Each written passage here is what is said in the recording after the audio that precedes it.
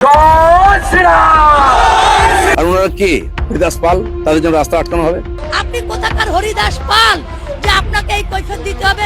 পাকিস্তান চলে যান, এখানে নামাজ পড়ুন, কেউ বলবে না, এখানে চলবে না এইসব।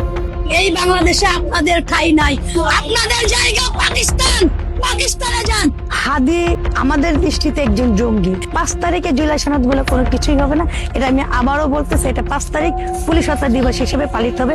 হিন্দুস্তান কিলার মারতা হয়, ঝাড়তা হয়, ধর্ষণ করতা হয়। অল হিন্দুস অল প্রবলেমস হয়, অল হিন্দুস নিরাপত্তা नहीं पाता है। তোরা প্রয়োজন বোধে গাইবান্ধা থেকে অন্য জেলায় চলে যা। সনাতনীদের আলাদা একটি প্রদেশ হয়ে যাবে। পরিবারের সদস্যের পরিচয় দিয়ে তারা ভুয়া টেন্ডারবাজি করছে বা তারা চাকরি দেওয়ার নাম করে অর্থ আত্মসাৎ করছে। মৌলবাদী একটি ওয়ান গোষ্ঠী অলওয়েজ मेरा हिंदुस पर निर्यातन करता है, मैं दमन रखता है, मेरे सर्वेंट बनाए रखता हूँ। Always please help me. जय श्री राम। গাইবান্ধার পলাশবাড়িতে রাম মূর্তি নির্মাণ স্থগিতকে কেন্দ্র করে রাজধানীতে সনাতন ধর্মাবলম্বীদের একাংশের আন্দোলন এখন টক অব দ্য কান্ট্রি। তবে এই আন্দোলনের নেপথ্যে কারিগরদের অতীত ও বর্তমান কর্মকাণ্ড বিশ্লেষণ করলে এর আড়ালে লুকিয়ে থাকা এক গভীর ও অশুভ রাষ্ট্রদ্রোহী ব্লুপ্রিন্ট স্পষ্ট হয়ে ওঠে।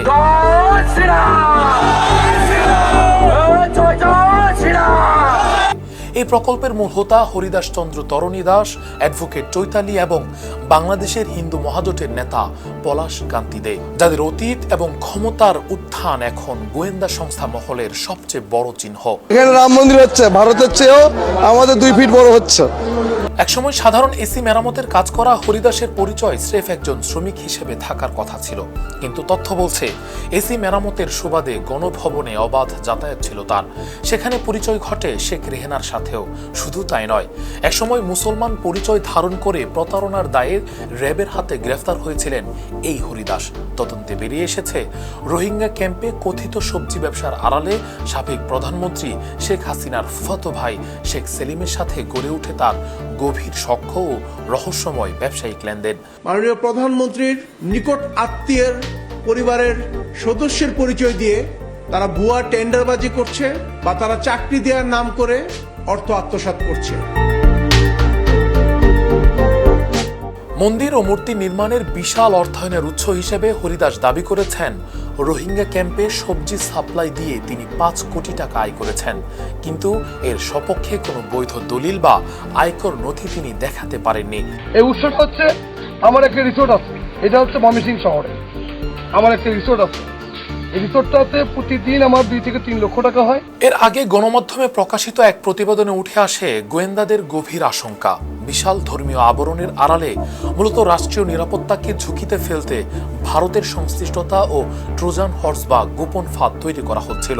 হরিদাসের আস্তানায় ভারতীয় কর্মকর্তাদের ঘন ঘন যাতায়াতের পরিপ্রেক্ষিতে আইন শৃঙ্খলা রক্ষাকারী বাহিনী ইতোমধ্যে সরকারের উচ্চ মহলে দেশের বিভিন্ন প্রান্তে ভারতীয় হাইকমিশনের প্রভাব সীমিত করার জোরালো সুপারিশ করেছেন।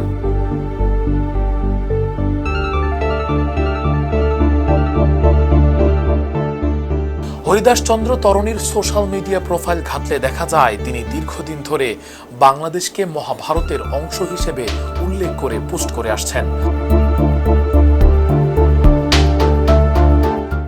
ষষ্ঠ শ্রেণীতে পড়ার সময় বগুড়ার শিবগঞ্জ থেকে ভারতে পাড়ি জমানো এই হরিদাসের আপন 3 ভাই এখনো ভারতে বসবাস করছেন। ধারণা করা হচ্ছে ভারত থেকে তিনি উগ্র হিন্দুত্ববাদের দীক্ষা নিয়ে বাংলাদেশে ফেরেন। শুধু তাই নয়, চলমান আন্দোলনে হিন্দুদের জন্য বাংলাদেশে একটি ভিন্ন প্রদেশ বা আলাদা ভূখণ্ডের দাবিও তোলা হয়েছে, যারা সরাসরি বাংলাদেশের সার্বভৌমত্বের উপর চরম আঘাত। একসময় কিন্তু এরকমই হবে, সনাতনীদের আলাদা একটি প্রদেশ হয়ে যাবে। এদিকে সামাজিক যোগাযোগ মাধ্যমে ছড়িয়ে পড়ে আরও একটি ভিডিও, যা দেশের মুসলিম সমাজের মধ্যে তীব্র ক্ষোভ জন্ম দেয়। রাম মূর্তি কতটুকু হবে, কত ইঞ্চি হবে, সেটা ঠিক করবে দেশের হিন্দুরা। তোরা ঠিক করার কে? রাম মন্দির দেখা গেল কি দেখা গেল না? তোরা যদি রাম মন্দিরকে ভয় পাস, তোরা প্রয়োজনে পলাশ বাড়িতে যাস না, তোরা প্রয়োজন বোধে গাইবান্ধা থেকে অন্য জেলায় চলে যা। রাম মন্দির প্রতিষ্ঠা হবে, এই বাংলাদেশের রাম মন্দির প্রতিষ্ঠা কেউ ঠেকাতে পারবে না। বাংলাদেশে এমন কোনো শক্তি নাই যে রাম মন্দির প্রতিষ্ঠা ঠেকায়। পশ্চিমবঙ্গের কিছু বিজেপি ও আরএসএস নেতার সঙ্গে বাংলাদেশের এই হিন্দু নেতাকে একাধিকবার দেখা যায়। সমালোচকদের দাবি, ভারতের রাজনৈতিক এই নেতারা অতীতে বাংলাদেশ ও এর স্বাধীনতা সার্বভৌমত্ব নিয়ে বিতর্কিত মন্তব্য করেছেন। তাদের মধ্যে বিজেপি নেতা দিলীপ ঘোষের বিভিন্ন বক্তব্য এবং পশ্চিমবঙ্গের বিরোধী দলীয় নেতা শুভেন্দু অধিকারীর বাংলাদেশ বিষয়ক অবস্থান। ওখানে সরকার আছেন, কিছু ইতর, কিছু বাঁদর, কিছু জঙ্গি, কিছু উন্মাদ, কিছু ধর্মান্ধ, কিছু মৌলবাদী, যাদেরকে পশুর সঙ্গে তুলনা করলে পশুকে অপমান করা হবে, তাদের হাতে চলে গেছে। আরেকটা ৭১ দরকার, ওখান থেকে ওরা করুক, বাকিটা আমরাও করব। আরেকটা ৭১ দরকার, এটা আমার ব্যক্তিগত মত। অনেকেই বলেছেন, আমি বলছি, এদের শিক্ষা দিতে গেলে ভারতবর্ষের এদিক থেকে কয়েকটা ড্রোন পাঠাতে হবে, অপারেশন সিঁদুর। এসব প্রেক্ষাপটে বাংলাদেশ জাতীয় হিন্দু মহাজোটের নেতা পলাশ কান্তিদের সঙ্গে এই নেতাদের বিভিন্ন অনুষ্ঠানে উপস্থিতির ছবি তিনি তার প্রোফাইল পিকচারে ব্যবহার করে আসছেন। সমালোচকরা এই বিষয়ে প্রশ্ন তুললেও পলাশ কান্তিদে তার সাম্প্রতিক বিবৃতিতে দাবি করেছেন তার বক্তব্যকে বিকৃতভাবে উপস্থাপন করা হয়েছে। রাম মন্দির আপনারা প্রতিষ্ঠা করেছেন, রাম মন্দির হবে এবং আগের চাইতে অনেক সুন্দরভাবে রাম মন্দির হবে, সারা বাংলাদেশের লোক সেখানে যাবে। এই আন্দোলনের নেপথ্যে যে কার্যক্রম নিষিদ্ধ আওয়ামী লীগের প্রত্যক্ষ মদত রয়েছে তা এখন আর গোপন নয়। বিশেষ করে আইনজীবী অ্যাডভোকেট চৈতালি চক্রবর্তীর সক্রিয় অংশগ্রহণ ও অত্যন্ত আক্রমণাত্মক বক্তব্য তীব্র সমালোচনার জন্ম দিয়েছে।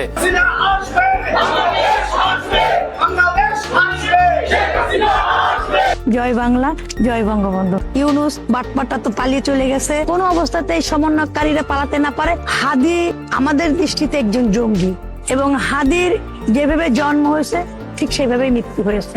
জুলাই জুলাই বললে গণজুলাই হবে, সেই দিন চলে আসছে এবং অটোমেটিক চলে। শেখ হাসিনা আসবে, বাংলাদেশ আসবে, জনগণ ২-৩ কোটিরও বেশি মানুষ এই বাংলাদেশে আসবে। এয়ারপোর্টে আপনারা মিলিয়ে নিন। শেখ হাসিনার জন্য আমি প্রতিনিয়ত পুজো দিই, যাতে শেখ হাসিনা বাংলাদেশের এই মহামারীর সংকটের সময় যদি আসেন, দেশ উদ্ধার হবে। কারণ আসলেই আপনারা বিশ্বাস করেন, জয়ন্তী শেখ হাসিনা ছাড়া বাংলাদেশ কেউ চালাতে পারবে না, কেউ চালাতে পারবে না। একমাত্র জয়ন্তী শেখ হাসিনার কাছে এই বাংলাদেশ নিরাপদ এবং জনগণ স্বস্তিতে নিরাপত্তার সহিত বাংলাদেশে বসবাস করতে পারবে। চৈতালি দীর্ঘদিন ধরে আওয়ামী লীগের সক্রিয় সদস্য এবং সাম্প্রতিক আন্দোলনে তাকে সামনে থেকে স্লোগান দিতে ও কর্মসূচিতে নেতৃত্ব দিতে দেখা গেছে। এই বাংলাদেশে আপনাদের ঠাঁই নাই, আপনাদের জায়গা পাকিস্তান। পাকিস্তানে যান, পাকিস্তান হচ্ছে মৌলবাদীর দেশ, এই বাংলাদেশ নয়।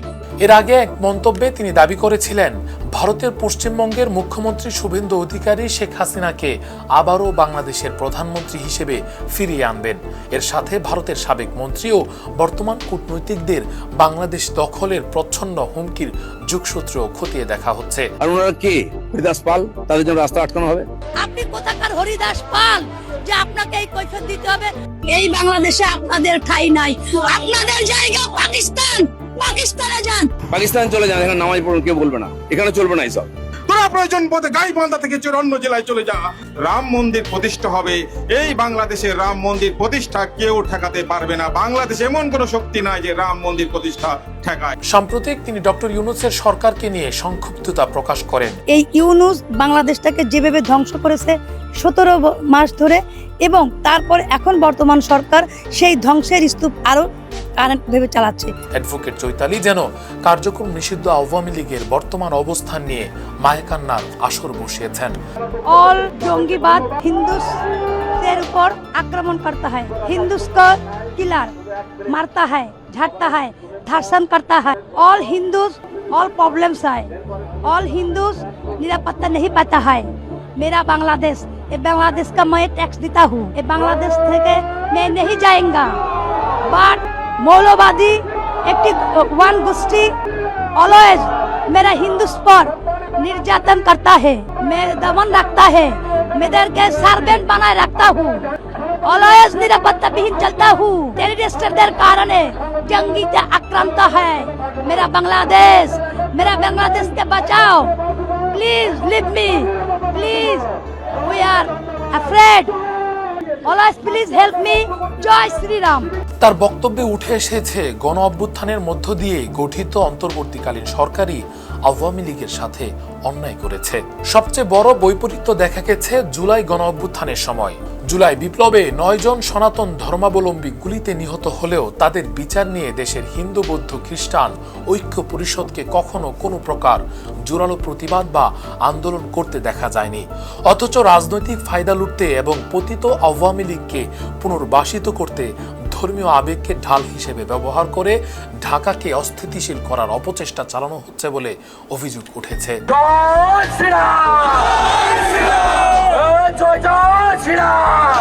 এই অনুসন্ধান কোনো নির্দিষ্ট ধর্ম বা সম্প্রদায়কে প্রশ্নবিদ্ধ করার জন্য নয়, তবে ধর্মের পবিত্র আবরণের আড়ালে বিপুল পরিমাণ কালো টাকার পাহাড়, কার্যক্রম নিষিদ্ধ আওয়ামী লীগের পুনর্বাসন চেষ্টা এবং বাংলাদেশকে ভারতের একটি প্রদেশে রূপান্তর করার যে সুগভীর রাষ্ট্রবিরোধী ষড়যন্ত্র চলছে তা রুখে দেওয়া আজ বাংলাদেশের সার্বভৌমত্ব রক্ষার প্রধান চ্যালেঞ্জ বলে মনে করছেন বিশ্লেষকরা।